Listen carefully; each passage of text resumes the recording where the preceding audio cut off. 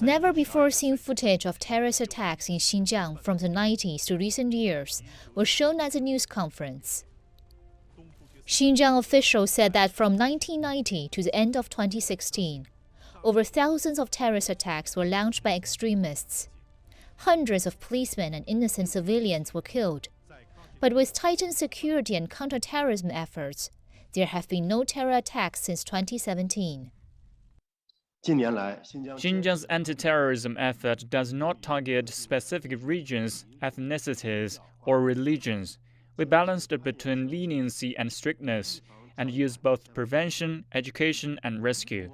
Through the fight against terrorism and de-radicalization in accordance with the law, we have effectively eliminated the breeding ground for terrorism and curbed terrorist activities in the past period.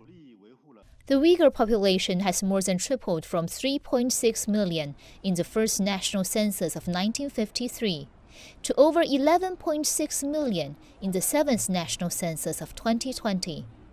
These figures disprove the West's claim of Uyghur genocide. They added that the growth rate of the Uyghur minority was even higher than that of the majority Han population. At the news conference, Li Faling, a retired employee of the public bus transport company and one of the victims of a 1992 terror attack, recalled what happened that day. I tried to help, but I couldn't. Broken glass, dead and injured people were all around me. The bus was blown into a metal shell. I was sent to the Railway Administration Hospital for treatment. The doctor diagnosed me with deafness in my left ear and suspected shrapnel in my left leg.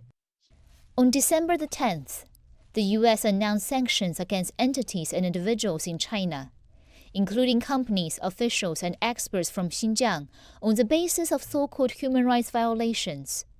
Xinjiang officials dismissed the sanctions. Xinjiang has never been afraid of sanctions. All sanctions are futile.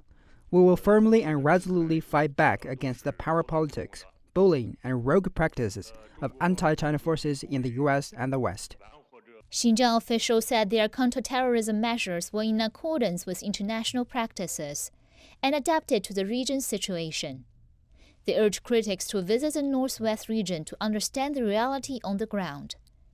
Cao Chufeng, CGTN, Beijing.